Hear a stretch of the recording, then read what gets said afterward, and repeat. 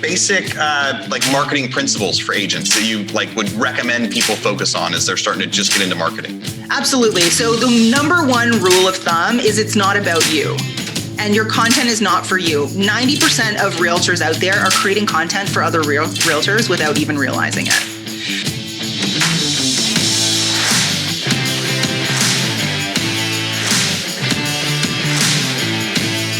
So the question is this: how do most agents find the secrets to succeed in today's competitive real estate market, especially when the top agents are keeping those secrets to themselves? That's the question, and this podcast will give you the answer. Hi, I'm Aaron Amuchastegui, and welcome to Real Estate Rockstars. Real Estate Rockstars, this is Aaron Amuchastegui. Today I get to interview Jess Lenouvel. Now, I hope I said Jess's name right, and I told her that I could probably get it right now, but next month I'm going to struggle a little bit more. So Jess is from Toronto, so Ontario, Canada. She's got a company called Listings Lab. She was an agent for 15 years. We're going to get to talk about that and how she kind of transitioned from that to Listings Lab. Even though she's in Canada, it's like half her business is there, half her business is in the US, and it's going to be a fun, exciting talk. Jess, thanks for coming on. I am so happy to be here. Thanks so much for having me. So right now, the past 6 months, every time I talk to somebody, I get to ask them too about what life is like where they are right now. And so it sounds like Toronto is kind of back to lockdown, which I think probably makes sense because if people are eating outside and it's cold outside, nobody would want to eat outside anyway. What's it like right now, and what are they thinking for the future of kind of business? Are people still doing business? What is open? What isn't? Yeah, so things are pretty locked down at the moment. It's sort of like even Christmas was households only, things like that. So we're pretty closed up. We can still do takeout and things like that. Bars aren't open, gyms aren't open, restaurants aren't open, nothing like that. So we're pretty locked down. And we are, like you said, in the middle of winter. So it's freezing here. And so, outdoor dining and all of that stuff, it's not an option here. Mm-hmm. So we stay home. Yeah. I think there's a lot of places where outdoor dining became a solution to a lot of the challenges. And they closed down streets and they moved, and restaurants kind of took over streets. And it was super creative and super neat and innovative, but there was a little bit of the worry of what happened, even gyms. So like gyms have created these outdoor areas where they work out outside instead of inside.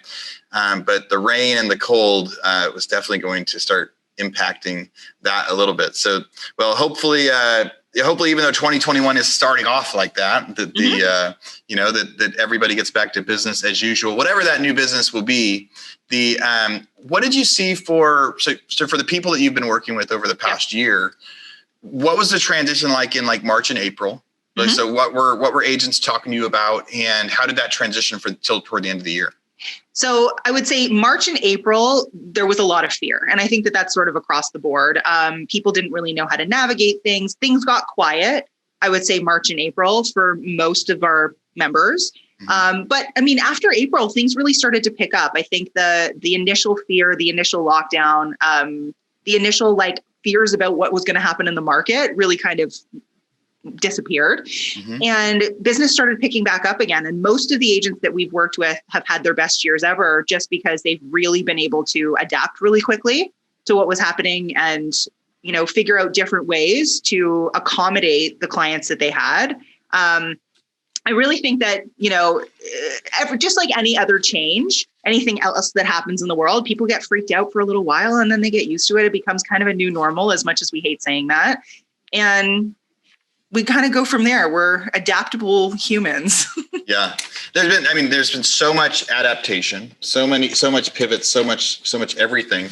If you were going to do like a prediction for 2021, what would you predict when it comes to really anything in the real estate market, whether the market goes up and down, new technologies, any big predictions or big changes you think are going to happen this year? I think just like any other year, kind of like even the last 5 years, I think there's going to be more of a shift towards technology, more of a shift towards social media, building relationships online, things like that, less of the manual in-person touches. I also think that from a market standpoint, I think most markets are going to remain relatively strong. I don't think any market has really, really crashed. Like there's maybe a few here and there, but I don't really think anybody's in dire straits at the moment. And I think we're probably going to end up with a little bit more of a balanced market closer to the end of the year. Yeah. Cool. So I like that prediction. I think I probably agree with a lot of that prediction, and especially for just putting you on the spot. I appreciate you being willing to just go for it. And tell us what you're thinking. So you were an agent for 15 years. Mm-hmm. Why did you get into real estate? So when I finished school, I was 21 with a very useless degree. And I didn't really know what I was going to do with myself. My mom has been a realtor for 35 years. So at the time she was like 20 years in. And she just sort of said to me, I think you'd be good at this. Get your license and just try it out and see what you think. So what was your degree? You said you had a pretty useless degree. So I have a degree in African and Caribbean studies. All right. So African and Caribbean studies, you got the degree and that was a while back. And then you said, what am I going to do with this? And then she said, well, I think you'd be really good at real estate. So, so then you just went all in. You said, all right, I'm going to go sign up. And what was your first year like? My first year was good. I looked like I was 16. So I was 21. I looked like I was 16. So that was really a concern of, who's going to Toronto real estate is relatively, high end. And I was like, who's going to trust me? I look like a child. And I learned a lot from my mom, though. I grew up in the industry. So I wasn't really afraid of the selling real estate side of it. I've been doing paperwork since I was 13. So there was really nothing about the actual transactional side that I was really concerned about. It was mostly just, how am I going to get clients? Who is going to look at me and say, yeah, okay, that's the person we're going to choose. And so it was interesting. My first year was great. I probably did 20 odd deals my first year. And, some of that came from Sphere, but a lot of it came from Facebook, to be honest. Wow. So how did you overcome the challenge of being young? We've had a few people that have talked about that. And when they first did the interview, people were like, hey, this is great. But I mean, nobody really wants a new agent. That's a challenge anyway. And then if you add to that, they just automatically assume that you're less experienced with life. How did you overcome that?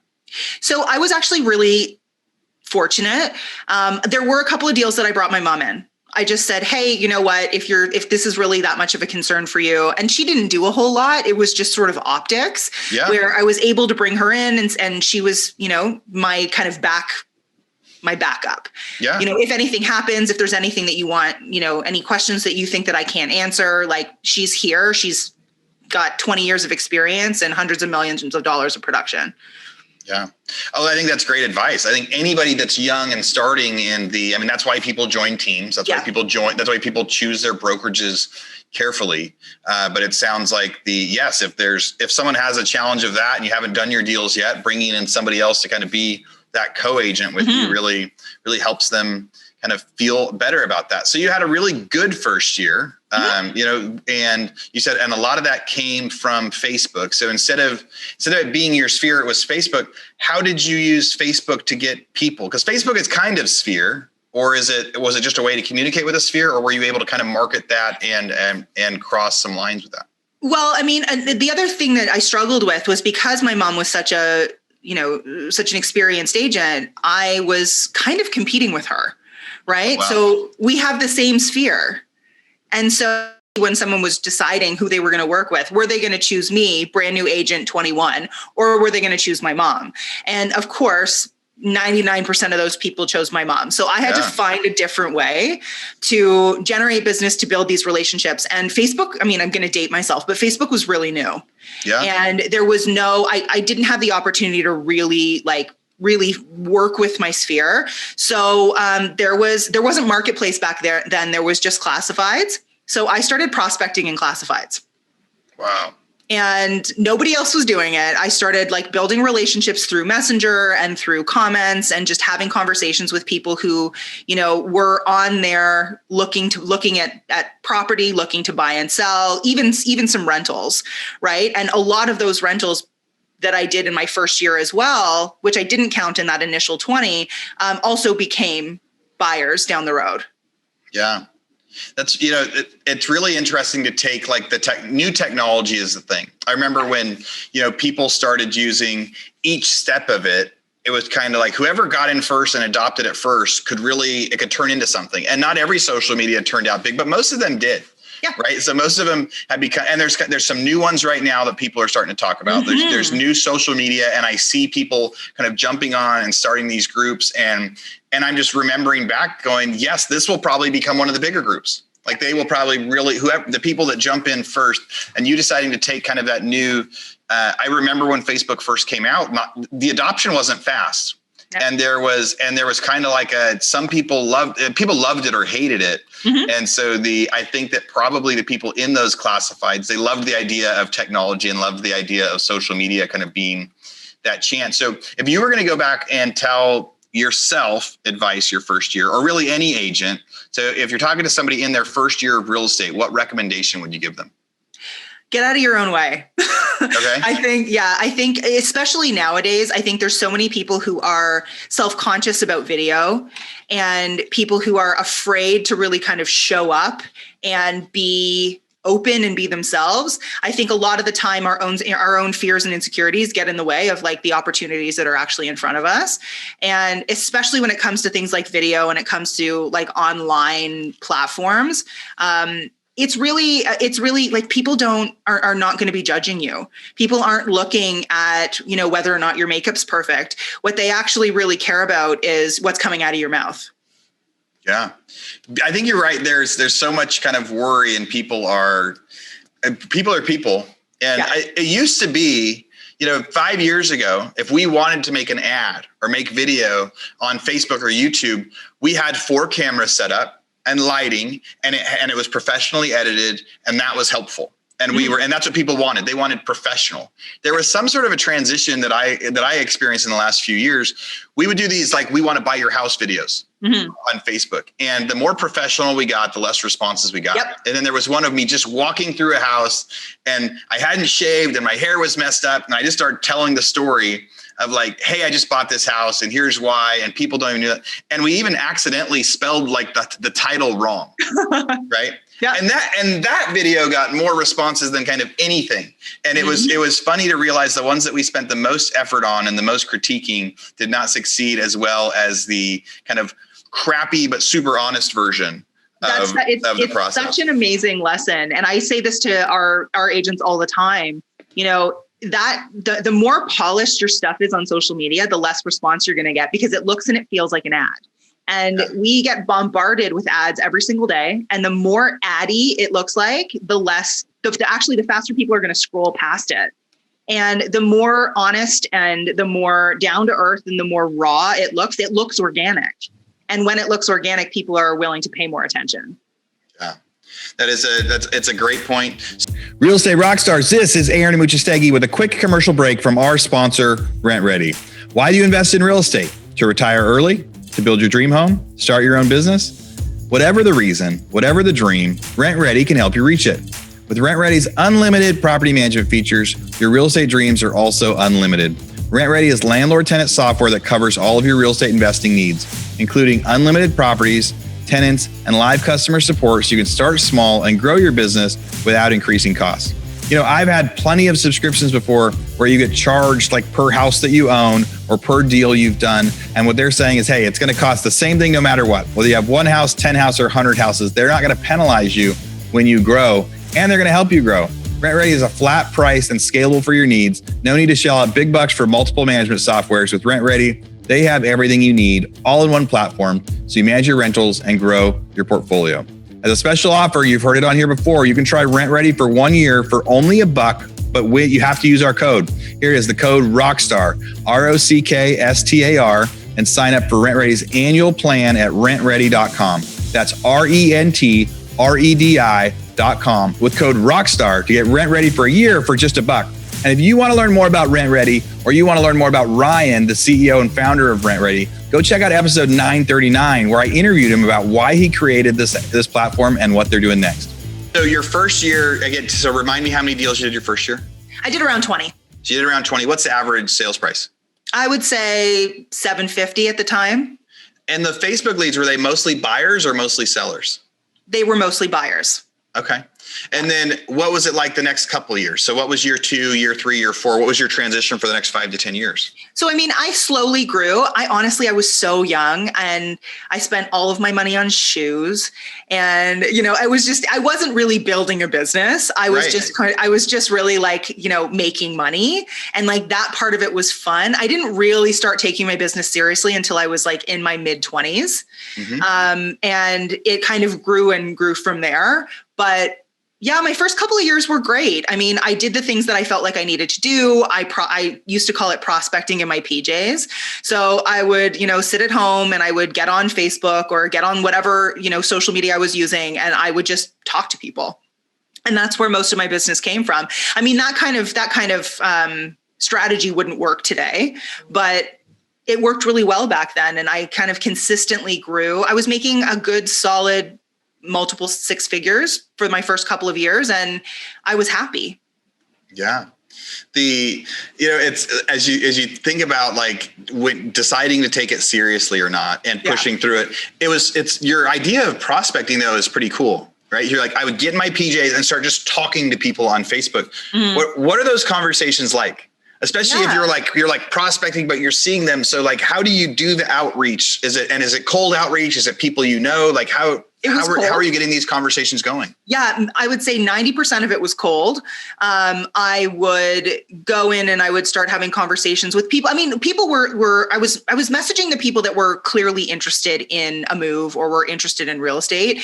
So, I mean, I would look at the classifieds, I would look at what they were looking for, and I would send a message. And a lot back then, I mean, buyers and sellers are so much more educated now than they were back then. Yeah. But, I would talk to them about the fact that they could buy using an agent, and the whole, like, it's not going to cost you more. You don't pay the agent. Back then, a lot of people didn't know that, especially first-time buyers. And most of my business that didn't come from Sphere of some sort came through there, and they were all first-time buyers. So the fact that I was able to educate them along the way, even though I wasn't the most experienced agent out there, I knew more than they knew.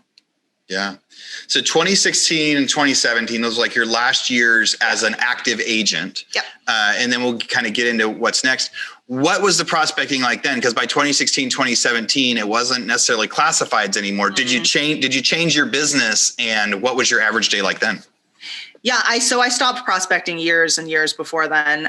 Everything that we do, everything that we teach now, and everything that we did then was automated lead gen, automated lead gen, automated nurturing. So most of what we were doing was any calling that we were doing, we were calling very warm leads that had been nurtured, and the rest of the business was people just putting their hands up, saying, "I'm ready." So I did end up with a team. I had a small, very lean, very high producing team. And that's the way that everything happened. The idea became, and after years and years of doing things the way that I was doing things, I have kind of 2 cardinal rules of questions that I ask myself before I make a decision in terms of adding anything into my business. The first one is it scalable? And anything that I do manually is not scalable. So we eliminated everything that was really manual. And the second thing is, do I enjoy it? And if it's something that I didn't enjoy or something that I wasn't interested in and didn't seem fun and exciting to me, it didn't get added in. Yeah. So how did you go from being an agent to making a decision that instead of being an agent, you wanted to start teaching agents?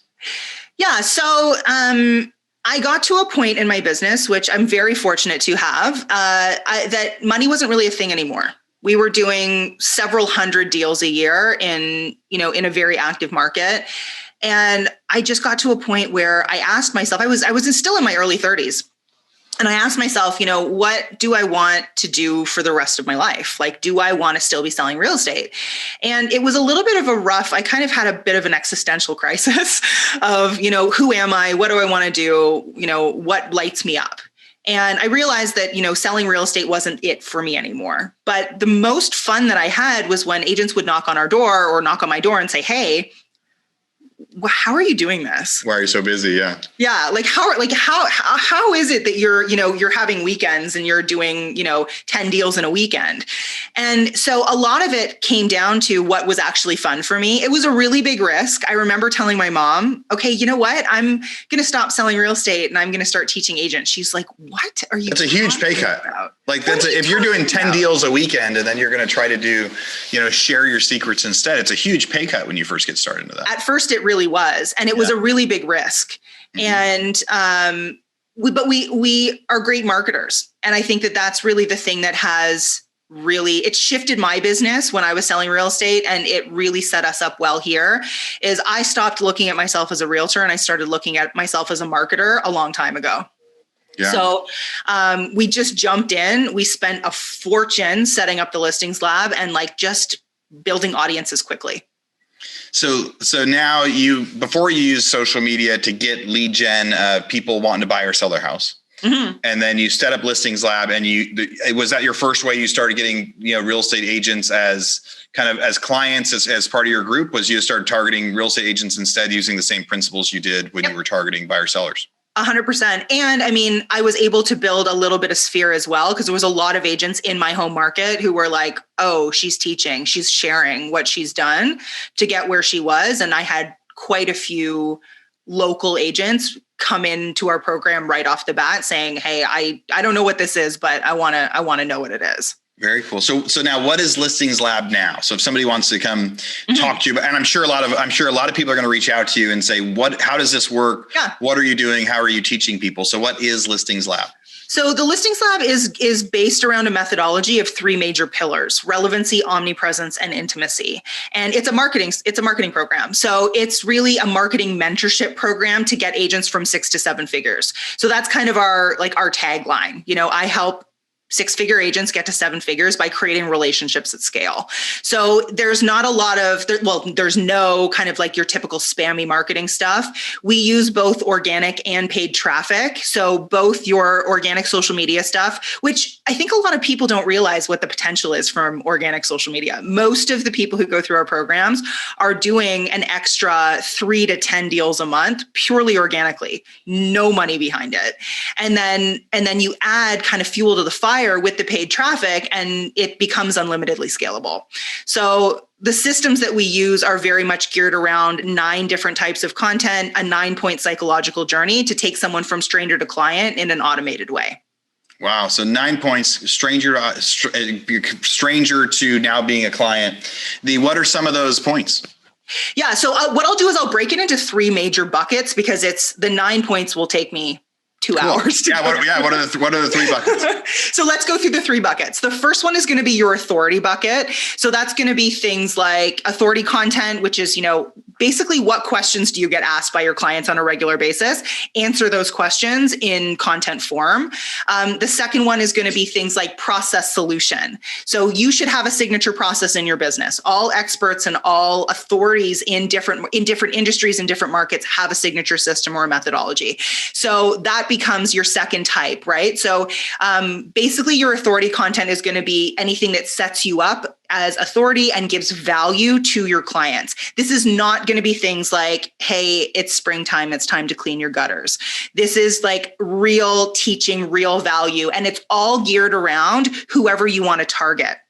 So the more vague you are in your messaging, and the less niche down you are, or niche down if you're American, the more niche down you are, the less niche down you are, the more issues that you're going to have in terms of creating relevant content.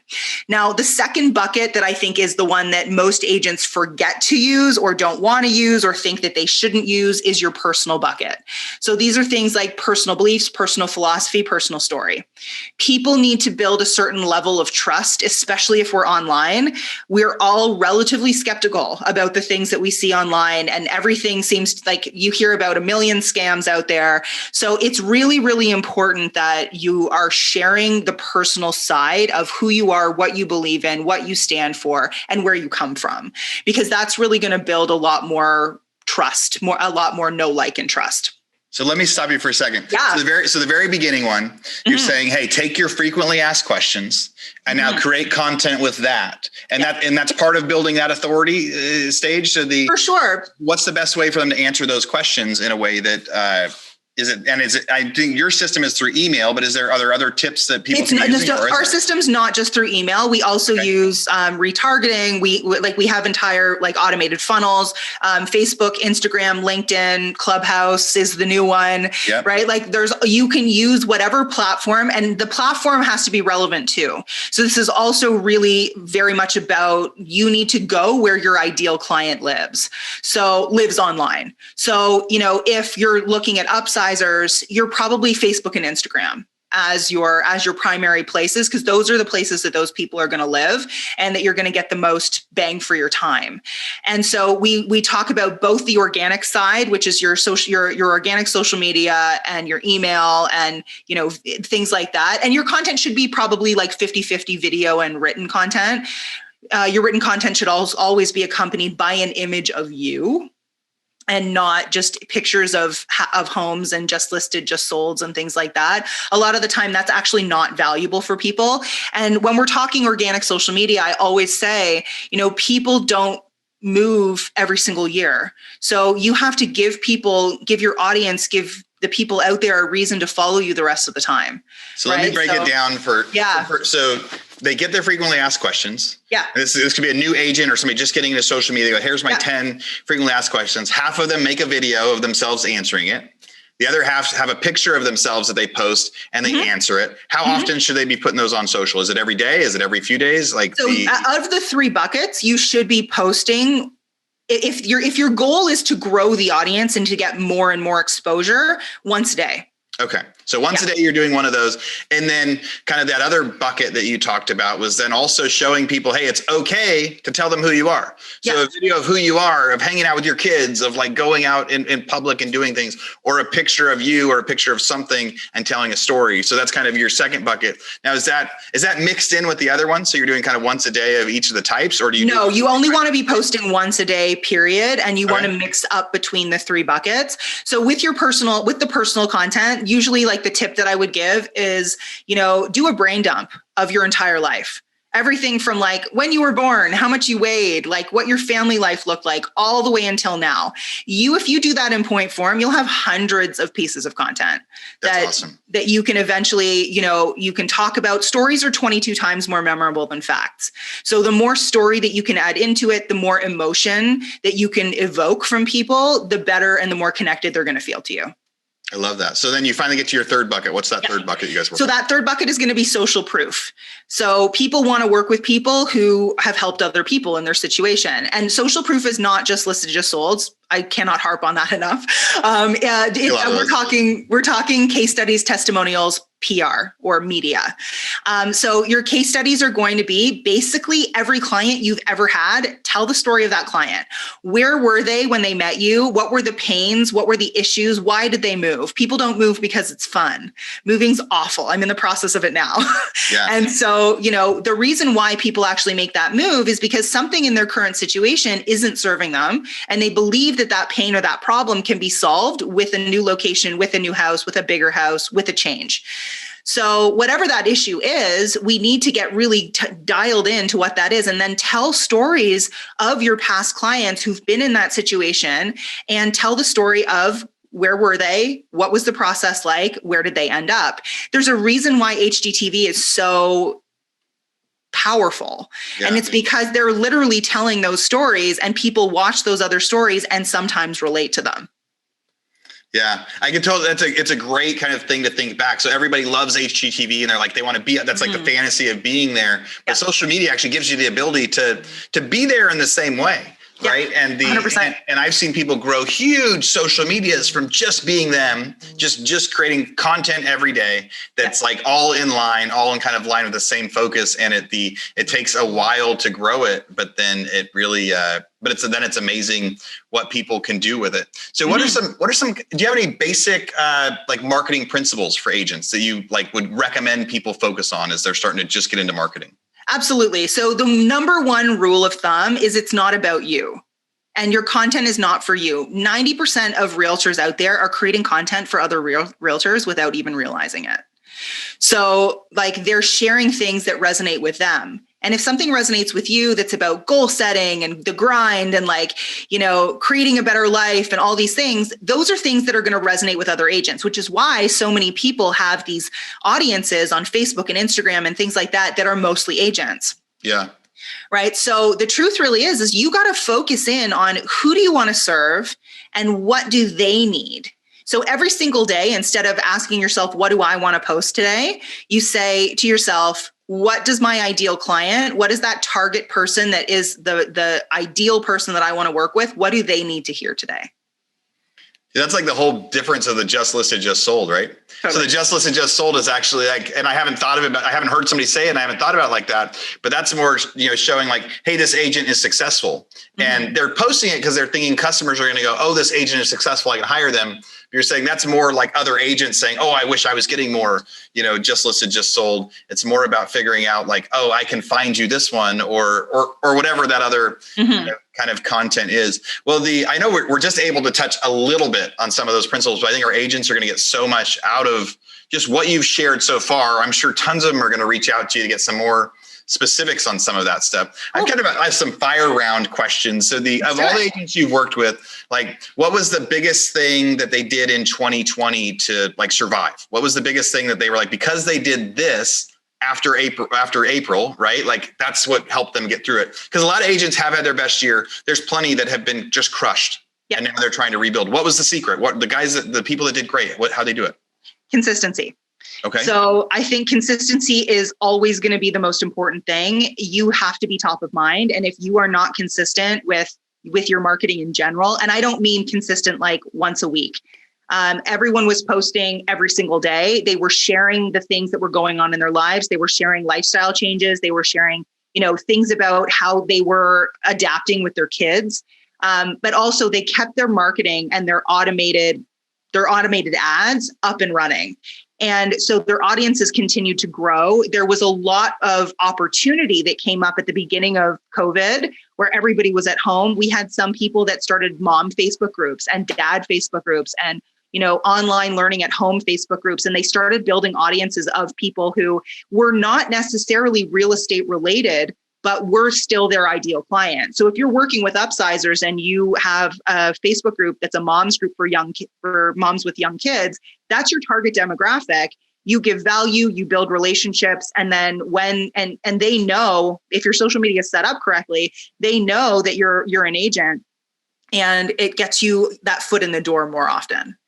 I love the idea of that consistency and kind of keeping the plan and keeping the ads on. That wasn't super common in March and April. We have Rebus University is one of our websites where we sell training, right? Yep. We sell training to agents, and there's lots of like classes that just take people a few days. They're like $50. We had so many people that were on a monthly subscription service, this all access. And COVID hit in April, and like 75% of everybody was like, oh my gosh, I need to save $50 a month. Yep. And they turned it off. Yep. Right. And so that's the opposite. Right. That's the opposite. And then afterward, they're like, hey, we're really struggling. And you're like, well, it's that example of taking their foot off the gas. The people that stayed, that continued as members, that kept doing the trainings, that took the time at home to like actually keep learning. They're the ones that have been reaching out to us going, wow, your classes were awesome. Yes. You were thriving. So I love being able to have you share that example. So taking that as kind of something that you learned in 2020, I guess that was the way they succeeded. Anything different if I said, what did you learn in 2020 about the real estate market? I learned a lot about real estate agents, actually, and that there really are two camps. There's the camp of people who are going to say, hey, you know what? Something shifted. I have the opportunity here to pivot and to be ahead of the game. And then there's that second camp of agents who are going to say, I'm scared and I'm going to pull back and I'm going to hoard. And I think that it's really important that we understand that this is just natural selection. This is just science literally at play. And the people who survive and thrive, whether you're a species, whether you're a business, whether you're a human being, are the people who are the most adaptable. Yeah. And the people who actually stepped up and stepped forward and adapted throughout this change in the world. Those are the people who really came out on top. All right. What's one thing you would tell people to succeed in 2021? What's one thing they should be doing? We have computers in our pockets. 24 hours a day or next to our bedside or whatever. You need to be showing up on that phone and you need to be online. Yeah. So speaking of the phone, what's your favorite piece of technology right now that's out there? So my favorite I would say my favorite app personally is Instagram. Mm-hmm. But I think that there's still so much opportunity on Facebook. I'm playing around with Clubhouse a little bit. I have some things about it that I love and some things that I really don't. So, I think that Clubhouse is going to be great for networking for agents? 100%. Is it going to be a really great tool for agents to get more business? I'm not sure. I think that Clubhouse is going to be great for referrals and networking and learning from people who run businesses to help agents, 100%. But I'm not sure that like running your seminars or doing, creating rooms on Clubhouse for buyer and seller information is really going to blow up in 2021. Yeah, it will be interesting. I'm an Android user, so I don't have so I don't get to do Clubhouse, right? So one day. it's very one day. But that's when somebody else is already ahead. So it's really interesting when businesses and brands kind of launch like that. But I love a lot of the same technology you do, and being able to see what people will use, and a lot of that is we don't know what will happen. But when you stay consistent and you do all sorts of different things and kind of keep your, keep checking them out as we go. So I would say focus breeds excellence too. Like, don't try to be on every platform. Focus in on a couple. If you want to run with YouTube. Just be consistent and focus. Don't try to it's the shiny object syndrome that I think gets people in trouble. Yeah. Yeah, no, especially it happens to me on the show. We listen to people. It's like, no, I love texting people on Instagram. I like communicating that way. I love doing tips and talking about all sorts of things. And then I interview the YouTube agents and they're like, well, we have 1 million followers and we're getting so much incoming. And it makes me go, well, now I want to do YouTube. Well, now I want to. So a part of our jobs in the podcast is be able to tell agents about all these different options. Yeah. But I love what you just said is we're going to tell you about all the options, but you got to choose one. Yeah. And if one isn't working, maybe you want to check out one of these other ones. But the more you focus on one, the better chance you have to succeed in that one. So you were a buyer's agent for a long time. What's your number one trick to get offers accepted? So I was a buyer's agent for a long time, but I was of course, like as my business changed, I shifted into being a listing agent because, that's what we did. But I would say my number one tip is to truly understand and ask as many questions as you can about the seller. Because I think so many people assume that it's just about the price. It's just about the deposit. It's just about the closing, but you need to know which one is actually the most important. It was super interesting this year. I just sold my house that I'm in right now. And I didn't choose the highest offer. And it was I would say that the agents who were on the other side, some of them actually reached out to truly understand what it was that we were looking for. And some people didn't. And the people who actually took that extra time and understood what we needed, they were the one that was the one who came out on top.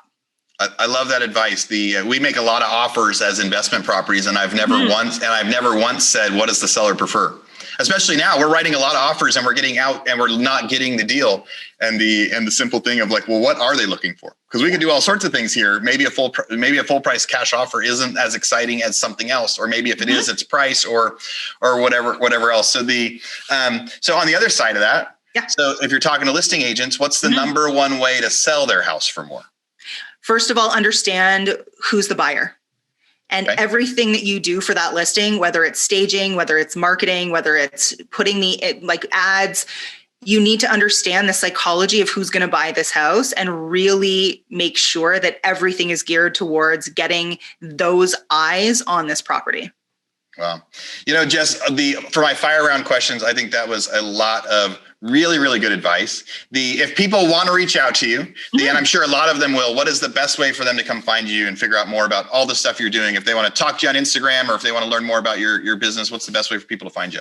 Yeah, so I would say Instagram's a great way to find me. I am at Jess Lenouvel, Lenouvel on Instagram. And that's probably your best bet. Awesome. Well, I love that. Jess, thanks for coming on the show. Real Estate Rockstars. I hope you guys loved this one. I think that was jam-packed with info for you guys. There's some actionable, marketable stuff for you guys to take into 2021. Jess, thanks for coming on the show. Thank you so much for having me. All right, Real Estate Rockstars. This is Aaron Muchastegui jumping in again to thank you for listening to the show.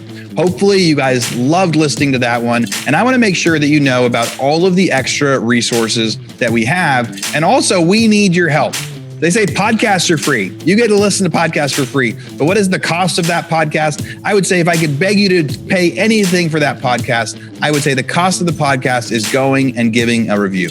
So whether you download it on Google or Apple or YouTube or anywhere else, please go give us a review. Say what you liked, what you didn't like. It helps us get better guests. The more reviews, the higher we get in the rankings. Right now, we are the biggest podcast out there for real estate agents, and we want to keep that spot because we know there's lots of podcasts out there. So go give us a review.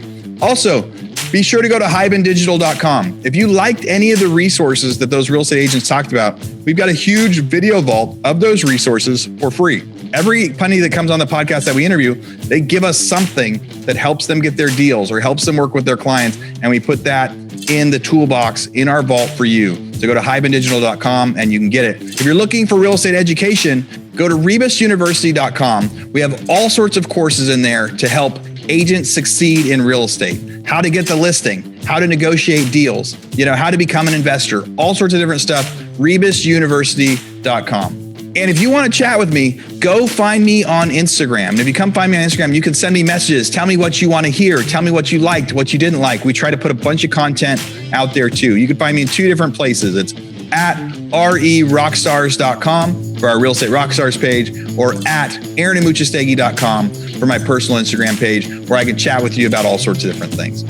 Thanks for listening. We'll see you again soon.